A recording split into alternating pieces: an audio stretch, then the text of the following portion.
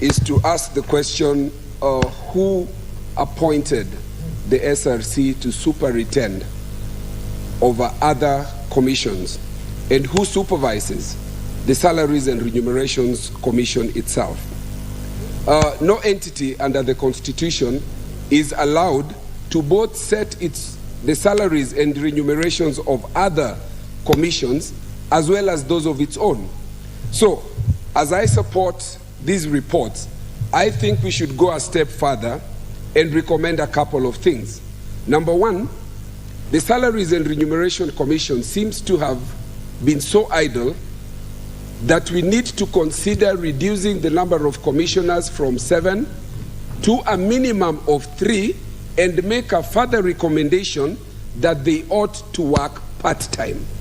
That is a very serious thing that this House needs to do, because if you look at some of the things that this commission did since we put it in place, and I remember sitting in the 12th Parliament putting in place, including a former honorable member of Parliament who said, once you put me in there, I will look at the welfare of members of Parliament. Immediately we put these people in place. You look at the ranking pecking order of public officers. Members of Parliament rank at 30-something to 40-something. You are a co-equal in this government. In the 3 arms of government, Parliament is a co-equal. In other jurisdictions, actually Parliament is the supreme organ. But we are placed at number 3, and the ostensible reason is that there is no qualification to be a member of Parliament. So they come before people who have no qualification.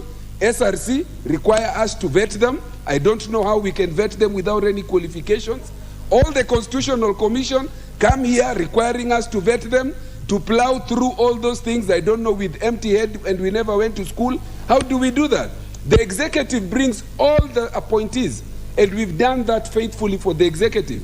How do we do that on empty heads? As I stand here, the people of Mathare would feel very offended. They have a member of Parliament who holds a degree in LLB degree, a first degree in literature, sociology, and philosophy of Kenyatta University, a diploma of the Kenya School of Law, elected for the first time by 40,000 members, which none of these commissioners can boast of. Elected a second time with a similar number of voters. Yet, we have a commission that tells you that members of Parliament are number 43. So you go to public functions and you're treated as number 43. Yet these people come to this House, they ask you for their budget. In the last budget, under Article 223, this notorious article where you spend before approval, the first thing the commissioners did was to authorize for themselves a V8, all of them without approval. I think it is time that we make this commission part-time, and we have these commissioners working as 3 of them instead of 5 of them.